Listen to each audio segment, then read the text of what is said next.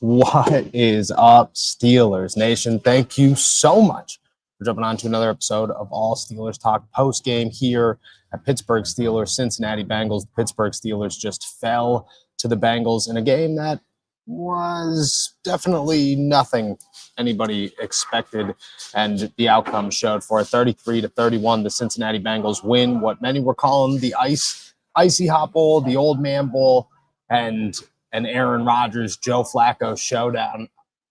I'm here. I'm going to hang out for about 20 minutes, half hour, answer all your guys' questions, go through the game. And my thoughts, I know nobody are feeling good on this one. It's a little after midnight, and I'm going to be honest with you. This is not what anybody, including myself, expected. If you talked to me 4 or 5 hours ago, I would have told you that you're going to wake up at 2 in the morning and the score is going to be a blowout win for the Pittsburgh Steelers. But that was not by any means what happened here. And the Steelers started hot and fell off. And once they fell off, there was no turning around for them. And that was the issue. You look at a defense that should have won this game with ease, but instead it was a utter disappointment, their worst performance of the season. And that includes week 1 against the New York Jets. I don't know what you do when you realize that you can't man the one team that you were trying to man, that you built a defense to man around. But it's a problem that you have to solve because Jamar Chase and T. Higgins are good, but what happens when you face better wide receivers or more elite wide receivers on other teams? I just don't understand what the adjustments should be for the Pittsburgh Steelers, but obviously they have to make them. Again, I don't look at this as a situation in a game that I don't think it ruins the Steelers season. I still think the Pittsburgh Steelers are contenders, but there is a lot to dive in here. And you look at many key components of the Pittsburgh Steelers, and that's the issue. I mean, it took them half the game to realize that to beat the Cincinnati Bengals, the Pittsburgh Steelers would need to play man defense and figure it out.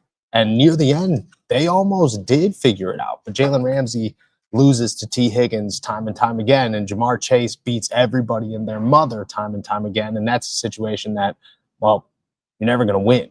You're never going to win at all. And that's what the Steelers built an entire offseason off of, was being able to come in here and man this team and win. Here's the worst part. All right. Is that this is a Mike Tomlin game to a T. No pun intended. This is a Mike Tomlin game with everything written all over it. And you look at it, Zach Frazier with a bad snap, some terrible holding calls, penalties all over the place on defense. And the one side of the football that doesn't play well is the one side of the football that should play well, and that was the defense. Meanwhile, Aaron Rodgers is doing everything he possibly can to keep this team alive. That's the complete opposite of what the Steelers were hoping to have happen here at Paycor Stadium.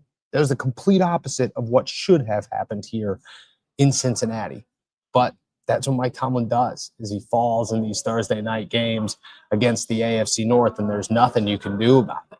I don't know why, but there's nothing you can do about it. Again, I don't think it's a panic game by no means. I think that you get outplayed by Jamar Chase and T. Higgins, and you learn really quickly that your defense has some holes in it when they can't man everybody, and you have to figure it out, but you could figure it out. I think that's the best part here, is that it's early enough to figure it out. Now, on the other side of that, you have to figure out how to. And I don't have the answers to that. I don't have the answers on how you stop a Jamar Chase if you can't beat a Jamar Chase. I don't have the answers to how you stop a T. Higgins if you can't beat a T. Higgins. I don't have the answers to how you stop a quarterback that gets the football out in under 2.5 seconds if your pass rush is not good enough to get home in over 2.5 seconds. I don't have the answers. I don't think they're there. I think it comes simply down to what Jalen Ramsey said after the game, and that is, if you're going to beat this team, if you're going to beat good teams, you have to play well. You have to play better than how you play today. And that's plain and simple what this is. It's plain and simple what this is that the Pittsburgh Steelers needed to show up and play better than what they put on the field today. And they have no other response to it than to go out there and play better moving forward. There's no technical things that you could sit down and say, will you play this slant better? No, you're not going to double team Jamar Chase in a Calvin Johnson situation where you're putting two guys at the line of scrimmage. It's just not what you're going to do. You're going to try to shut him down in a double team that every other defense runs where a safety's coming down to help. You can't do that in a slant. You don't give any time to do that in a slant. The Steelers just have to figure it out. But again, I think Aaron Rodgers showed a lot today and showed that he's going to do everything in his power to make sure that the Pittsburgh Steelers are alive and well in games. And I think that's something that will outplay a lot of Mike Tomlin games. I do. I think that Pat Freiermuth is back, and I think that's significant. And I think when you look at the whole thing, the whole situation, I do not view this as a panic game, but rather this is a classic Mike Tomlin game. This is a classic Pittsburgh Steelers event here, is them losing a game that they shouldn't have against an AFC North opponent in primetime. It's what it is. And I think this game would have put a sleeper to put an end to all conversations about a trap game. Trap games are now open again, because when I'd say 17 players are fighting towards a trap game and Aaron Rodgers and 5 others are fighting to beat it, you're going to lose. You're going to lose those trap games, unfortunately. And that's just what the Steelers had happen today in Cincinnati. All right. It's after midnight. Let's answer some questions. Toss them in the chat. I want to hear all of them. We're going to kick it off with good old Lord knows 36. Trading for a wide receiver and a cornerback needs to be a thing. Shaking my head. No, it's not. Oh, this is not a time to overreact on a corner. The Steelers don't need a corner. They have good corners. They have 3 good corners and Brandon Echols, who's a good 4th. There's no need to trade for a corner, especially after one game where you got beat. Like, are you going to get a better corner than Jalen Ramsey? I don't think you are. I don't think that's possible. I think this is a bad execution game again.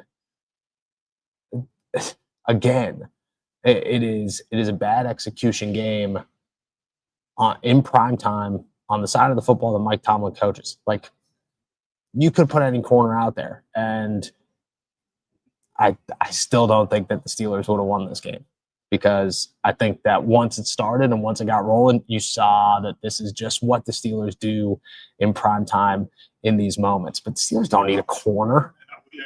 And not even a little bit do they need a corner. And it's the biggest overreaction to say that they do. They do need a wide receiver. I mean, I think that's very apparent. I mean, Aaron Rodgers looks great, but could you imagine how much better this offense looks if you had another wide receiver? Could you imagine how much more you're scoring? Could you imagine how the offense just literally never, ever, ever, ever fails if you have another wide receiver? I think that one is for sure for the Pittsburgh Steelers. Daniel Noah, I think it's time to move on from Tomlin and Terrell Austin, highest paid defense in the league, and that is what us fans get to watch against Joe Flippin' Flacco. That was on the Browns 10 days ago. Pathetic. I mean, just to be very honest, it is. What we saw today was pathetic, but I think the Pittsburgh Steelers are aware of that situation. I don't see anybody in Pittsburgh thinking that it's not. They were pissed off. The locker room was not a very happy place after this one. This was we know how bad we messed up situation and how bad we messed up game. And again, I still think the Steelers are contenders, okay? And I'm going to go on a long-winded rant at some point in the next 24, 48 hours about how I still think the Steelers are big contenders. But I do think that this is another example that no matter how much contenders the Steelers are, they are fighting against the Mike Tomlin curse that is Mike T, and how he just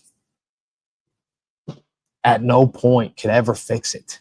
He scored 7 or less points in the first quarter of 56 straight games. It's the longest streak in the NFL ever by a head coach. That is not what you're looking for if you're anybody. He can't beat anybody in primetime ever. And I think that that's dangerous. I think you are fighting against your own head coach. Do I think it's time for him to go? No, not after one loss to the Cincinnati Bengals on Thursday night when it's early in the season. Do I think that this was a prime example that, okay, these are, let's not remove the trap game? Yeah. I think all the talk that I brought up of it needs to be a trap game or trap games could be gone, I think I'm wrong there. I think I'm totally wrong there. And it's something that we need to unfortunately acknowledge. Chris, Noah, this made me sad. Very, very sad. Yeah. It made everybody sad, man. It did not, this was not an ideal game at all. Thought that they were going to do it at the end. Aaron Rodgers did everything he possibly can. You want to talk about a positive here? Aaron Rodgers makes the Pittsburgh Steelers a contender in every single game possible. He does everything he can. And this is the first time I've seen Aaron visibly pissed off in a game consistently. It's not ideal. It's not what you're looking for. I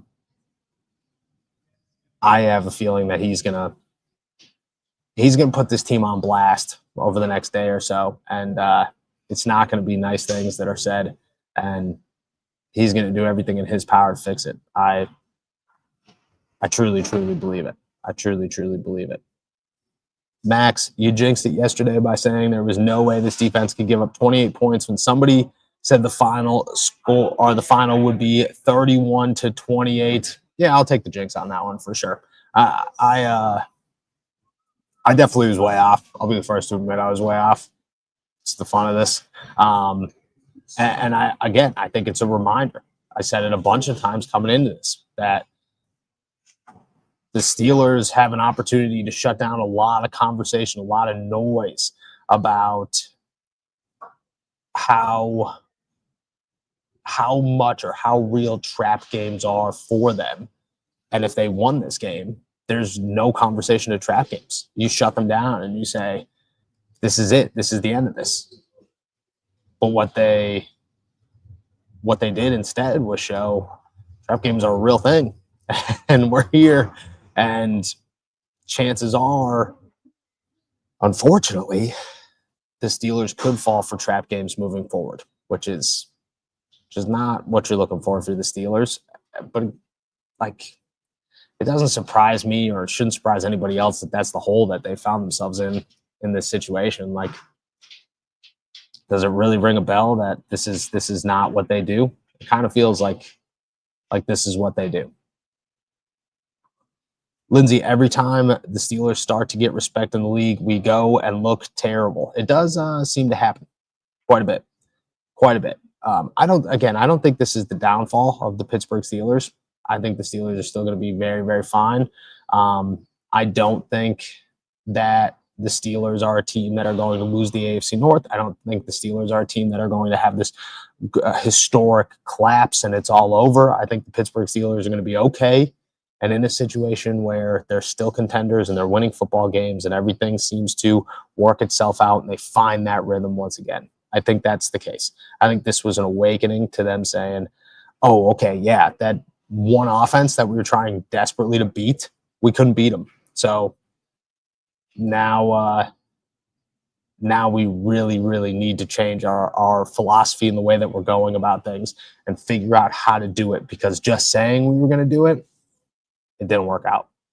Chris, TJ is elite, but he really didn't earn his pay. He did not. At one point, Alex Highsmith, Cam Hayward, and TJ Watt combined for 2.5 tackles in the third quarter. That's terrible. The Steelers, TJ's got to play better, man. He does. In these games where you really need somebody, you want to know who you need? You need TJ Watt. And he's got to come through.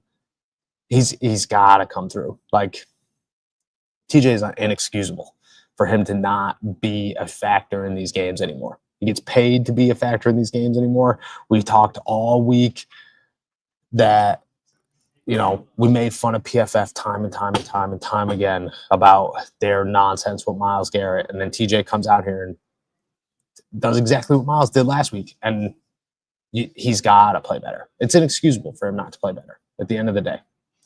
Lord knows 36. D-line didn't seem to make Flacco flustered at all. Not even a little.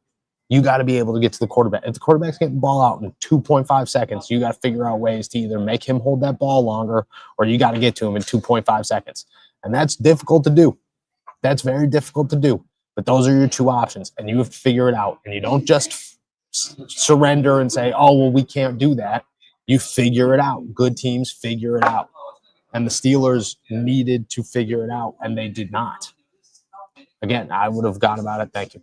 I would have gone about it and simply said, I'm not blitzing as much as they were blitzing, and I'm putting more guys in coverage and making Joe Flacco hold on to the football. They chose to do the opposite and blitz, and they just couldn't get there. And that's even more alarming to say that they just couldn't get home against an awful offensive line at all fast enough to make any noise whatsoever. Pittsburgh Hornets, should the fraud alert be going off? Not even a little bit. Not even a little bit. Not at all. ESPN will call them pretenders tomorrow. Stephen A. will go on this long-winded rant that makes no sense. There will be all sorts of overreactions. At the end of the day, the Pittsburgh Steelers are 4-2. Their offense looked fantastic, and we're going to get into it here in a second. And their defense looked bad. And it kind of felt like your classic Mike Tomlin Thursday game. But that's not going to be the case in the playoffs. That's not going to be the case against good teams. I'm not willing to say the Steelers are not contenders yet. I think it's an overreaction to say that they're frauds or this isn't real. I think that it's early and they're going to figure it all out. I truly, truly actually do. Pittsburgh Hornets again, are we the 299 rushing yards against team or top defense? I think this is such a hard question. I think they're somewhere in the middle. I think they're a little bit of both. I truly, truly do. Like, I don't know. I think some games you're going to get it where everything goes wrong, and some games you're going to get it where everything goes right. If I had to guess, Green Bay is going to be a game where they're going to try to fix a lot of things, and man, I don't know. I don't know. I'm not. I don't have an answer to this one. I wish I did, but I truly think the Steelers are somewhere in the middle of maybe it looks good, maybe it doesn't, and this one just stunned me. Daniel, how does the whole defense look so bad, man? Look at it again. As crazy as it sounds, and maybe there's no like logical evidence to this, but what side of the football does Mike Tomlin spend all of his time with? The defense.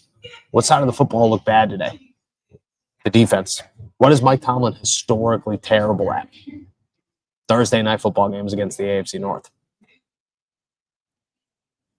I'm just saying. I think it's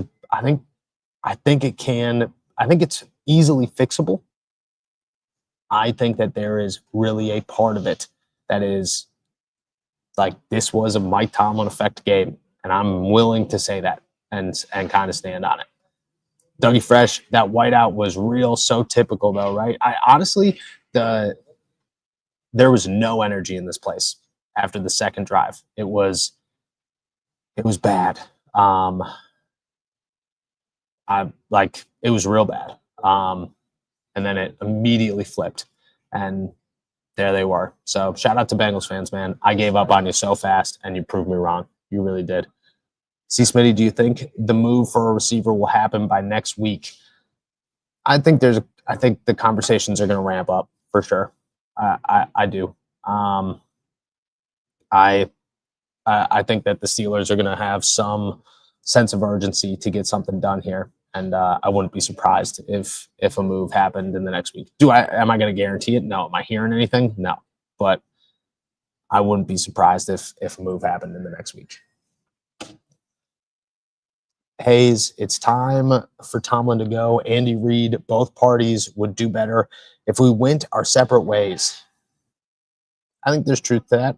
I also think that if the Steelers win by 10 against the Green Bay Packers in a week, we're not having this conversation. So I think there's an argument for both sides. I do.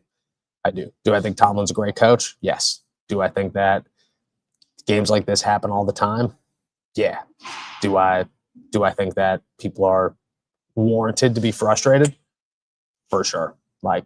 For sure. And it stinks, but you got to live and die off of your head coach, and the Steelers died off of him tonight, and that's That's so true. It's so true. Territorio, how is it that the most expensive defense in the whole league doesn't show up to all games? Why is it that we see guys not finishing tackles and half-assing on their assignments? That's a good question. That is a good question.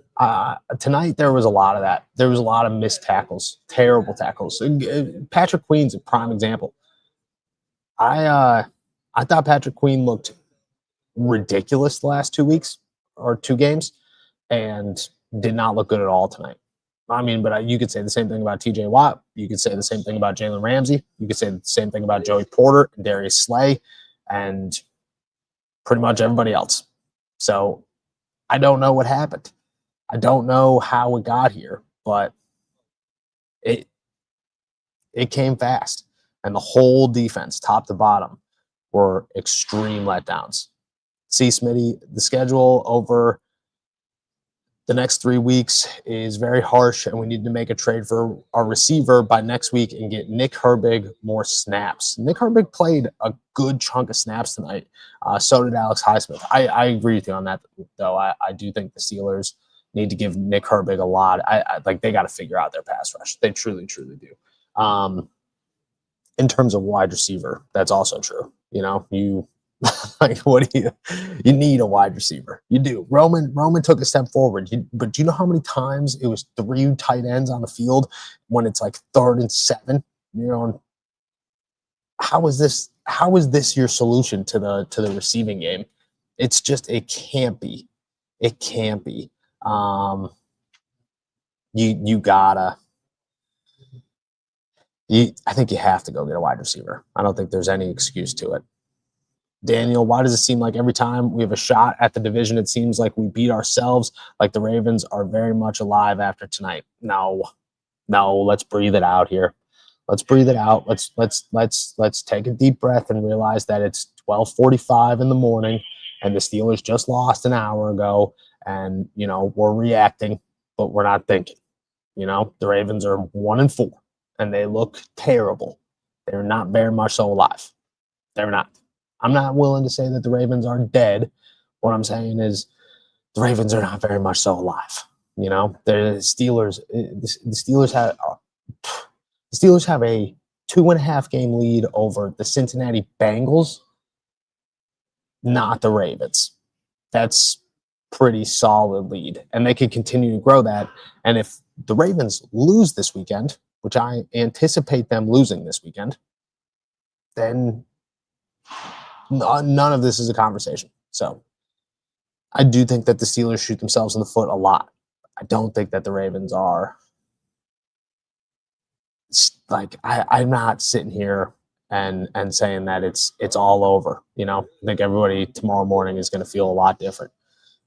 John, I think they came in sticking their nose up on these dudes and got embarrassed. You see how Rodgers doesn't play that shit with the offensive guys. Hope nobody heard that.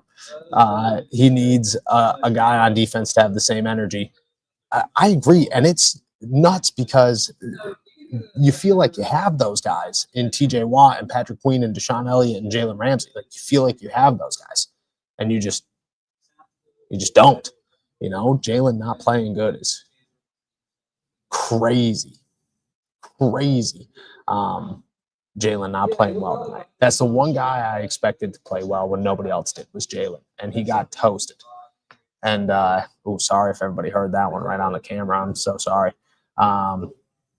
But he got roasted, and I mean, that is the one shocker of this, is that I highly anticipated Jalen playing well, and he just didn't. He looked worse than anybody else out there. And that's crazy to say. That is crazy to say. Smootest Buddhist, Baltimore, you could come take your division back. I'm telling you, we're overreacting. We are overreacting.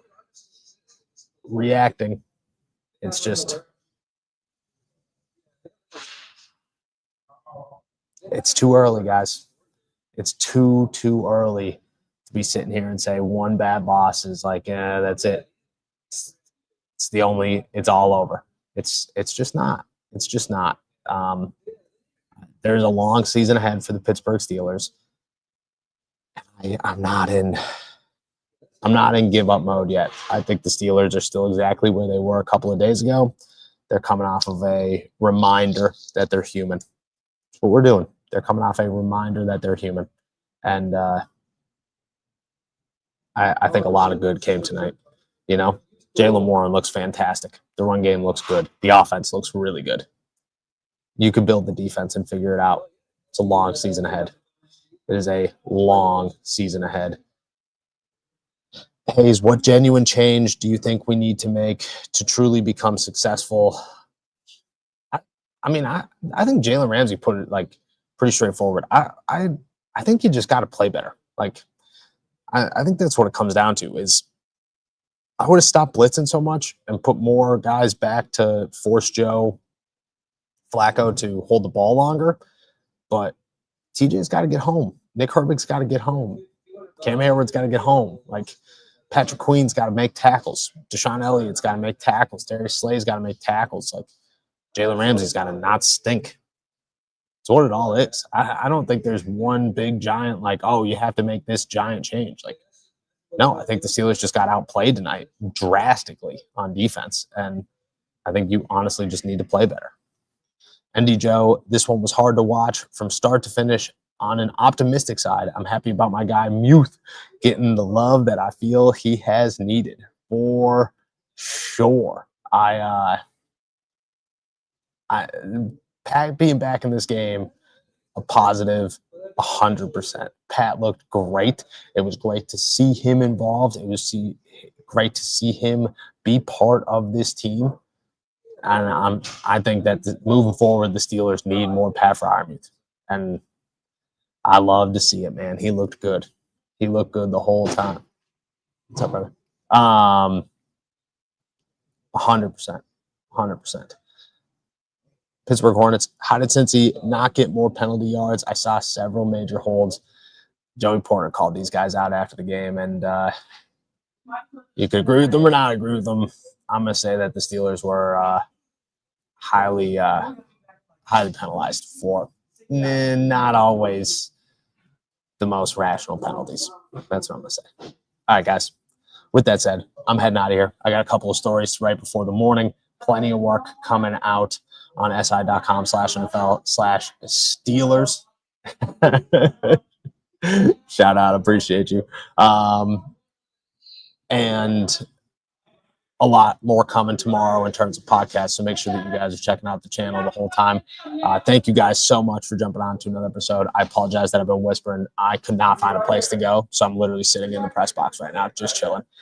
With that said, make sure to subscribe to us on YouTube, youtube.com/allsteelerstalk. Check us out anywhere you get your podcast. And as always, find all our work at si.com/NFL/Steelers. Hit that like button before you go. I can't tell you how much I appreciate it and how far it goes in helping this channel grow. And with that said, I wish I could say enjoy another beautiful day in the Berg. But guess what? We'll be back tomorrow, and then you can enjoy another beautiful day in the Berg. Until then, get some rest. We'll see you tomorrow. Peace.